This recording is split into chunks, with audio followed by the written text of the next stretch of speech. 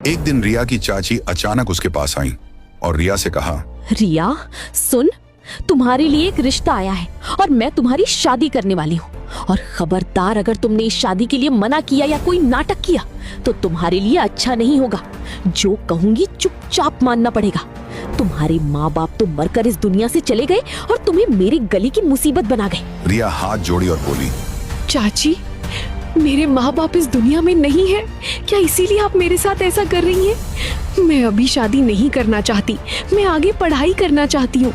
Please मुझ पर रहम कीजिए। लेकिन कमला देवी का दिल नहीं पगला। उन्होंने रिया की एक न सुनी। पैसों के लालच में आकर चाची ने रिया की शादी एक 60 साल के बूढ़े शख्स से पक्की कर दी। शादी की पहली रात कमरे में रिया डर और गुस्से से कांपते हुए चिल्लाकर बोली, मुझे अपनी बीवी समझने की भूल मत करना। ये शादी मेरी मर्जी के खिलाफ हुई है। मुझे छूने की कोशिश भी मत करना। तुम 60 साल के एक बूढ़े आदमी हो और मैं अभी सिर्फ 18 साल की हूँ। हमारा साथ रहना नामुमकिन है।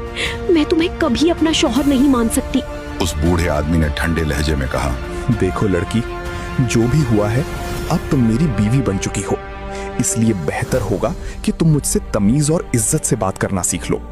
मैंने तुम्हारी चाची को बहुत सारे पैसे दिए हैं, तब जाकर तुम यहाँ आई हो। लेकिन उस बूढ़े आदमी ने आप देखा न ताब उसने रिया को जबरदस्ती अपनी बाहों में उठाया और बिस्तर पर लिटा दिया।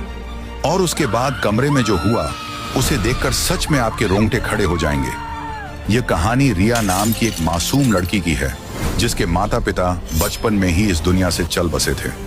बेसहारा रिया अपने चाचा गोपाल दास के यहाँ कोई भी काम करके उनके साथ रहती। चाचा गोपाल दास की गांव के मेन रोड पर एक छोटी सी किराने की दुकान थी, जिससे घर का खर्च बहुत अच्छे से चलता था। घर में रिया की चाची कमला देवी और एक बेटी पूजा भी थी। पूजा और रिया की उम्र लगभग बराबर थी, लेकिन दोनों की किस्मत में जमीन आसमान का फर्क था। पूजा उस घर की राजकुमारी थी और रिया सिर्फ एक बंधुआ मजदूर। रोज सुबह की शुरुआत कमला देवी की चीख पुकार से होती थी। वह पैर पटकती हुई रिया के कमरे में आती और उसे नींद से उठाकर चिल्लाकर कहती, हे कुंभकर्ण, अभी तक सो रही है? उठ और काम पर लग जा। क्या रोज रोज मुझे बोलना पड़ेगा? मुफ्त की रोटियां तोड़ना बंद कर और हाथ पैर चला। रिया घबराकर हड़बड़ाते हुए उठ बैठती।